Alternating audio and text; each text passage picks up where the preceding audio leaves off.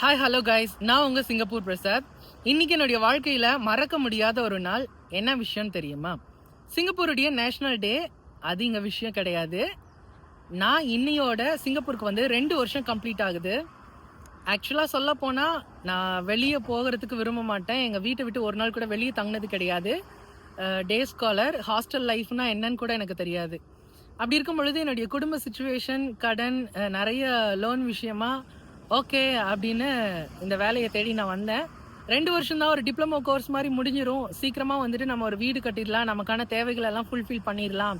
2 வருஷம் கண்ணை மூடி திறக்கிறதுக்குள்ள நம்ம சீக்கிரமாக ஊருக்கு ஓடிடலாம் அப்படின்னு பார்த்தேன். ஆனால் இந்த 2 வருஷத்தில் என்னுடைய கடன் கட்டவே நாட்கள் வந்துட்டு காலம் கடந்துருச்சு. இன்னும் இது வரைக்கும் என்னுடைய கமிட்மெண்ட்ஸ் எதுவுமே ஃபுல்ஃபில் ஆகலை. எப்போ ஆகும் அப்படிங்கிறதும் தெரியல.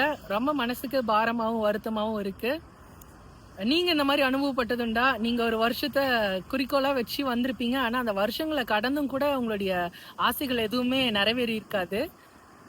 அப்படி இருக்கும் பொழுது என்ன சொல்கிறதுன்னு தெரியல. ஆனால் இன்னைக்கு இந்த நேஷ்னல் டே அப்போ நான் சிங்கப்பூருக்கு வந்தப்போ வான வேடிக்கைகள், பட்டாசுகள், கொடிகள் எல்லாம் பறந்து வெடிச்சு அவ்வளோ சிறப்பாக இருந்தது.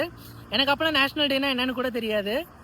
இந்த சிங்கப்பூர் நேஷ்னல் டே அப்போ நான் இங்கே வந்து நான் என்னுடைய இன்ஸ்டாகிராம் ஐடியை சிங்கப்பூர் பிரசாத்னு மாற்றினதில் அது மிகப்பெரிய ஒரு பாக்கியமாக தான் நினைக்கிறேன். ரொம்ப அதை நினைக்கும் பொழுது ரொம்ப எனக்கு பெருமையாகவும் சந்தோஷமாகவும் இருக்குது. எல்லாருக்கும் இது அமையுமான்னு தெரியல. எல்லாருக்குமே என்னுடைய நேஷ்னல் டே விஷஸை தெரியப்படுத்துகிறேன். சிங்கப்பூரில் இருக்கிற எல்லாருக்குமே என்னுடைய best wishes. God bless you all. Thank you so much. Bye bye.